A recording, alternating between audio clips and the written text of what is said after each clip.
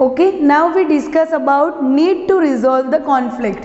अब कॉन्फ्लिक्ट मतलब कि आपस में दंगा वगैरह होना और मेजर इश्यूज होना, तो उसको रिजॉल्व करने की ज़रूरत क्यों हुई।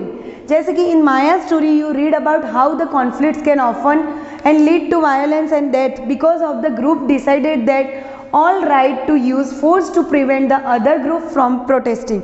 हमने आगे माया की स्टोरी में पढ़ा कि कैसे उन लोगों ने वो अफ्रीकन लैंग्वेज चीज़ नहीं पढ़नी थी और उनकी खुद की जुलू लैंग्वेज पढ़नी थी और उनके खिलाफ उन्होंने प्रोटेस्ट किया, तो बाद में उनके साथ क्या हुआ, उसकी डेथ भी हो गई और बहुत सारे मेजर इश्यूज हुए। तो इसी वजह से जो कॉन्फ्लिक्ट हो उसको रिजॉल्व करने की ज़रूरत पड़ती है। For example, conflicts occurs when people of different culture, religions, regions and economic backgrounds do not get along with each other on when some among them feel they are being discriminated against।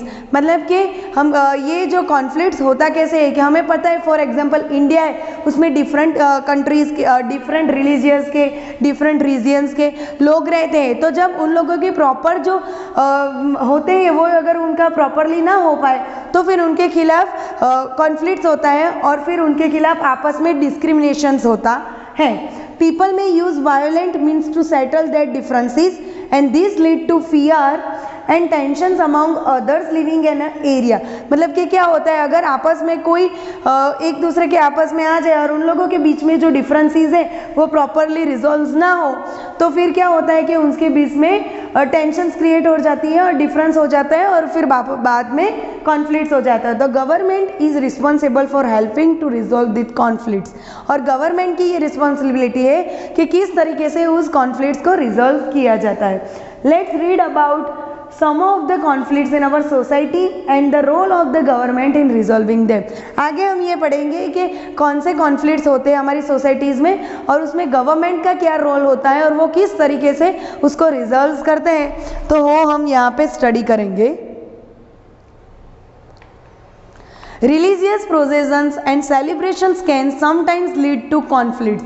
मतलब कि कोई religious है, जैसे कि for example मुस्लिम और Indian ले ले, उनके फेस्टिवल्स, उनके रहने का तरीका सभी डिफरेंस होता है। कई बार उनके एक दोनों के बीच का सब कुछ मैच नहीं होता है, तब जाके कॉन्फ्लिक्ट होता है। For example the route a procession take may lead to conflict. The government, particularly the police, play an important role in getting the representative of concerned community to meet and try arrive at a resolution। और suppose दोनों कोई parties है, उसके बीच में कोई भी conflict हो गया तो गवर्नमेंट की ये रिस्पॉन्सिबिलिटी रहती है कि उनको कैसे रिजॉल्व करे, और उसमें भी स्पेशली पुलिस की।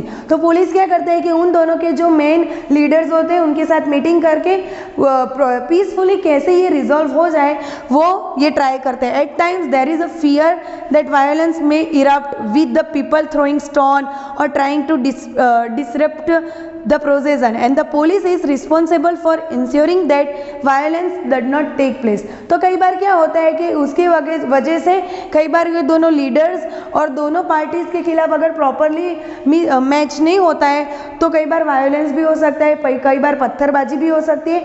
तो पुलिस को ये टेंशन ज़्यादा रहती है कि वायलेंस ना हो और कोई भी प्रॉब्लम क्रिएट ना हो। फॉर एग्जाम्पल यहाँ पे रिवर्स के रिलेटेड एक एग्जाम्पल है कि कैसे दोनों स्टेट के बीच में एक रिवर्स का वाटर को लेके और वाटर सप्लाई को लेके कॉन्फ्लिक्ट्स हुआ था।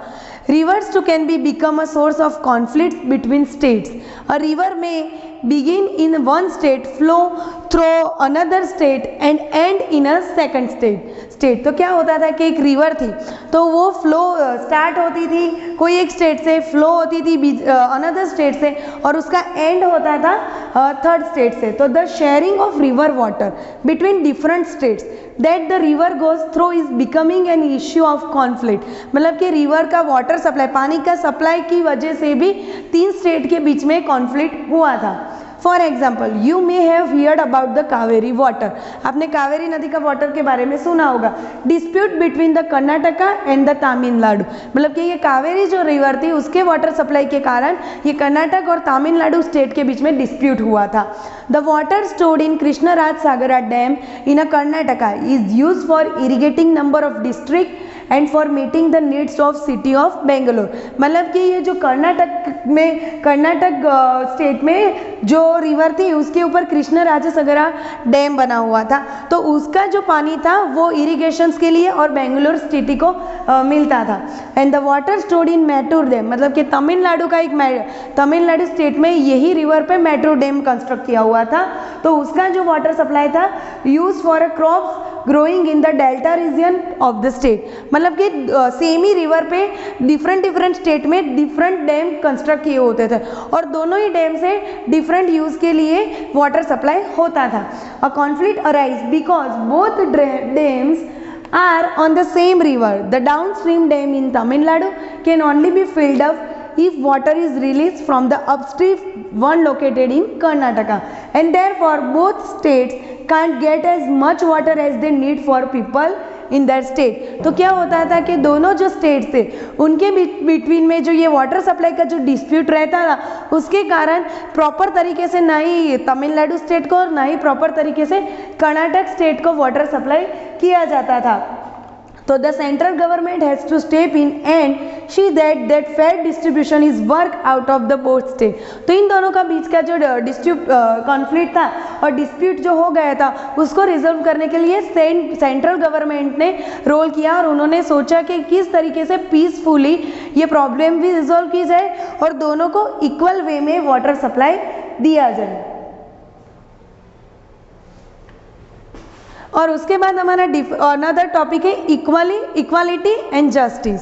On the key ideas of democratic government is its commitment to equality and justice. मतलब कि जो डेमोक्रेटिक गवर्नमेंट है उसका मेन एलिमेंट और मेन कमिटमेंट है equality and justice. Equality and justice are inseparable, मतलब कि ये ना ही प्रॉपर तरीके से सेपरेबल है पर एक दूसरे से इंटरकनेक्टेड है. For example the earlier practice of the untouchability. आगे के चैप्टर में हमने अनटचेबिलिटी के बारे में स्टडी किया था. उसमें ये था कि जो लोअर कम्युनिटी के लोग फॉर एग्जाम्पल दलित आदिवासी उनको प्रॉपर अपना राइट्स नहीं मिलता था. वो जो हाई कम्युनिटी के जो लोग थे उनके पास बैठ नहीं सकते थे, उनकी जो चीज़ें थे वो शेयर नहीं कर सकते थे, ना ही कोई कॉमन फैसिलिटीज यूज कर सकते थे. But the doctor Baba Saheb Ambedkar है उन्होंने बहुत ही इस अनटचेबिलिटी के अपोज किया और बाद में एक अनटचेबिलिटी लॉ अप्लाई हुआ और फिर ये अनटचेबिलिटी को बैन किया गया. And this group of people were denied education, transport और medical facilities, even the chance to offer a prayer. मतलब कि उनको ना ही प्रॉपर एजुकेशन दिया जाता था और ना ही उनको मेडिकल फैसिलिटी प्रॉपर मिली जाती थी और इवन उसको प्रेयर में भी पार्ट लेने को नहीं मिलता था. बट डॉक्टर बाबा साहेब आम्बेडकर ने जो स्ट्रगल किया उसके बाद उन लोगों को इन सभी फैसिलिटीज़ प्रोवाइड की जाती थी और जो हायर कम्युनिटी के जो लोग थे उनके साथ उनको इक्वल माना गया. Dr. Ambedkar, whom you have read about earlier in this book, and many other like him, realized that such practices must not continue and that justice can only be achieved when they people are treated equal. मतलब कि बाबा साहेब आम्बेडकर और उनके बाद ऐसे बहुत ही सारे लोग थे जिन लोगों ने स्ट्रगल किया, बाद में सभी लोगों को इक्वल राइट्स मिलाया गया. Of the government also recognize these and make a special provisions for group within a society that are unequal. For instance, in our society there is a general tendency to value and care of the boy child more than the girl child. यहाँ पे हमने untouchability का सोचा पर अभी ये हमारी society का एक मेजर प्रॉब्लम है कि कई लोग अभी भी ऐसे हैं कि जो गर्ल चाइल्ड को बॉय चाइल्ड को ज़्यादा मायने देते हैं according to girl child. So this means that society does not value the girl and the boy child is equally and this is the unjust. हमको पता है कि फॉर एग्जाम्पल अभी भी सपोज सोसाइटी में ऐसा बोला जाता है कि जो गर्ल चाइल्ड होती है वो बॉय चाइल्ड से इक्वल नहीं मानी जाती है, तो ये तो अनजस्ट है. और वो सोचते हैं कि अगर गर्ल चाइल्ड है तो ना वो प्रॉपर ही पढ़ सकती है ना कुछ आगे लाइफ में कर सकती है और उसको प्रॉपर हायर एजुकेशन भी कई जगह पे अभी भी नहीं मिलता है. In this context the government step in the promote justice by providing special provisions that can enable girls to overcome the injustice they are subjected to. Thus it is the responsible to it is the possible that fees for girls might be waived और lower in the government school और colleges. तो इनके कारण government ने क्या किया कि उन लोगों को कभी सोसाइटी में प्रॉपर उनको गर्ल को अच्छी तरीके से ट्रीटमेंट नहीं मिलती है, तो गवर्नमेंट ने बहुत सारी स्कीम अप्लाई की है अकॉर्डिंग टू गर्ल। तो उन लोगों ने क्या किया है कि गवर्नमेंट स्कूल कॉलेजेस है उसमें गर्ल्स की फीस बहुत ही कम या फिर फ्री में उसको पढ़ाते हैं, और ऐसी बहुत सारी फैसिलिटीज़ गर्ल्स को प्रोवाइड की है जिससे गर्ल को भी इक्वल लेवल मिल जाए बॉयज़ के अकॉर्डिंग। Thank you.